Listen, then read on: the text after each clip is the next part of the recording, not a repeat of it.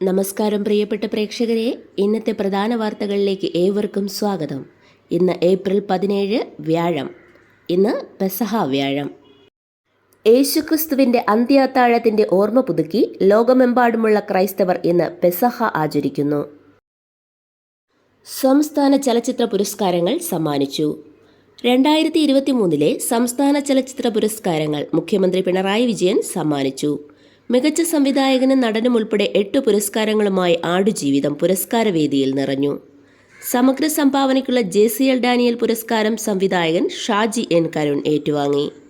മികച്ച നടിക്കുള്ള പുരസ്കാരം 6ാം തവണയും നേടിയ ഉർവശിയും, മികച്ച നടനുള്ള പുരസ്കാരം 3 വട്ടം നേടിയ പൃഥ്വിരാജും, മികച്ച സംവിധായകനും തിരക്കഥാകൃത്തിനുമുള്ള ഇരട്ട പുരസ്കാരങ്ങളുമായി ബ്ലസ്സിയും വേദിയിലെ താരങ്ങളായി.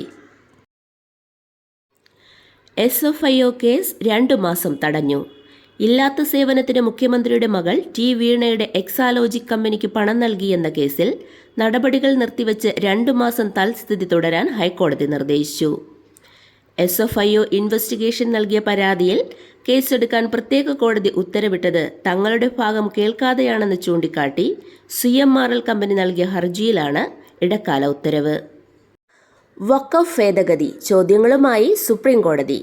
വഖഫ് നിയമത്തിൽ ഭേദഗതിയിലൂടെ കേന്ദ്ര സർക്കാർ കൊണ്ടുവന്ന വ്യവസ്ഥ തള്ളി. വഖഫ് ബോർഡുകളിലും കൗൺസിലിലും എക്സ് ഒഫിഷ്യോ അംഗങ്ങളൊഴികെ എല്ലാവരും മുസ്ലിങ്ങളായിരിക്കണമെന്ന ഇടക്കാല ഉത്തരവിന് സുപ്രീം കോടതി സൂചന നൽകി. തുറന്നു പറയൂ, മുസ്ലിങ്ങളെ ഹിന്ദുമത ട്രസ്റ്റുകളിൽ അംഗങ്ങളാക്കുമോ? കോടതി സർക്കാരിനോട് ചോദിച്ചു. ഇന്നലെ തന്നെ ഇടക്കാല ഉത്തരവിന് ചീഫ് ജസ്റ്റിസ് സഞ്ജീവ് ഖന്ന അധ്യക്ഷനായ ബെഞ്ച് തയ്യാറായിരുന്നെങ്കിലും കേന്ദ്ര സർക്കാരിന്റെ ശക്തമായ എതിർപ്പിനൊടുവിൽ വാദത്തിന് കൂടുതൽ സമയം അനുവദിച്ചു. ഇന്ന് 2-ന് വാദം വീണ്ടും പുനരാരംഭിക്കും. കോടതി വിധി അസാധുവായി പ്രഖ്യാപിക്കാൻ പാർലമെന്റിന് കഴിയില്ലെന്ന് സുപ്രീം കോടതി വ്യക്തമാക്കി. ജസ്റ്റിസ് BR ഗവായ് ചീഫ് ജസ്റ്റിസാകും. സുപ്രീം കോടതിയുടെ 52ാം ചീഫ് ജസ്റ്റിസും തന്റെ പിൻഗാമിയുമായി ജസ്റ്റിസ് BR ഗവായിയെ ചീഫ് ജസ്റ്റിസ് സഞ്ജീവ് ഖന്ന ശുപാർശ ചെയ്തു. അംഗീകാരമാകുന്നതോടെ മലയാളിയായ ജസ്റ്റിസ് KG ബാലകൃഷ്ണനു ശേഷം പട്ടികജാതി വിഭാഗത്തിൽ നിന്ന് ഈ പദവിയിലെത്തുന്നയാളാകും ജസ്റ്റിസ് ഗവായ്. മെയ് 13-നാണ് നിലവിലെ ചീഫ് ജസ്റ്റിസ് സഞ്ജീവ് ഖന്ന വിരമിക്കുന്നത്. പിന്നാലെ സീനിയോറിറ്റിയിൽ തൊട്ടടുത്തുള്ള ജസ്റ്റിസ് ഗവായ് ചീഫ് ജസ്റ്റിസാകും. മുതലപ്പൊഴി സജി ചെറിയാന്റെ സാന്നിധ്യത്തിൽ യോഗം.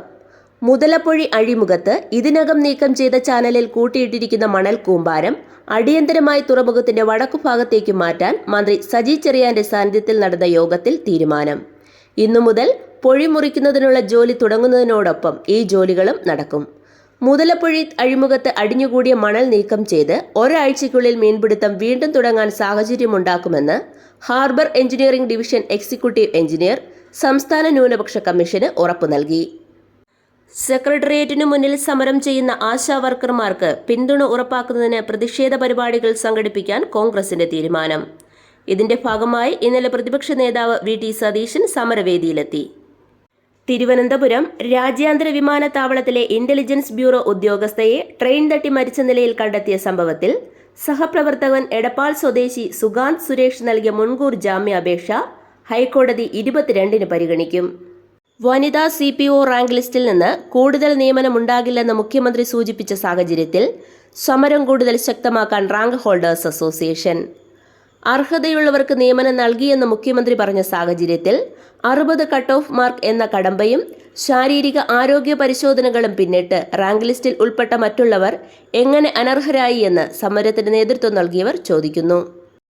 ഓൺലൈൻ ജോബ് റിവ്യൂ വഴി ലക്ഷങ്ങൾ സമ്പാദിക്കാമെന്ന് വാഗ്ദാനം ചെയ്ത് കുടുക്കി ഓൺലൈൻ തട്ടിപ്പ് സംഘം വെള്ളായണി സ്വദേശിയായ യുവതിയിൽ നിന്നും 10 ലക്ഷം രൂപ തട്ടിയെടുത്തു. ചില ലിങ്കുകൾ വാട്സാപ്പിൽ അയച്ചു കൊടുത്തതാണ് തുടക്കം. വീഡിയോ ലിങ്കുകൾ ലൈക്ക് ചെയ്തതിന്റെ സ്ക്രീൻഷോട്ട് കമ്പനിക്ക് അയച്ചു കൊടുക്കുന്ന മുറയ്ക്ക് അക്കൗണ്ടിൽ പണം വരുമെന്നായിരുന്നു വാഗ്ദാനം. സംസ്ഥാനത്താകെ AI ക്യാമറ കണ്ടെത്തിയ ഗതാഗത ലംഘനങ്ങൾക്ക് പിഴ ഈടാക്കുന്നത് വഴി സർക്കാരിന് ലഭിച്ചത് 161.57 കോടി രൂപ. 2023 ജൂൺ 5 മുതൽ കഴിഞ്ഞ ഫെബ്രുവരി 28 വരെയുള്ള കണക്കാണിത്. 50.05 ലക്ഷം വാഹനങ്ങൾക്ക് പിഴ അടയ്ക്കാൻ നോട്ടീസ് നൽകി. AI ക്യാമറ സ്ഥാപിച്ചതിനു ശേഷം അപകട മരണ നിരക്കിൽ കുറവുണ്ടെങ്കിലും അപകടങ്ങളുടെ എണ്ണം ഉയർന്നു തന്നെ നിൽക്കുന്നു എന്നും കണക്കുകൾ വ്യക്തമാക്കുന്നു. ഡോക്ടർ എസ് രാധാകൃഷ്ണൻ വിടവാങ്ങിയിട്ട് അരനൂറ്റാണ്ട്.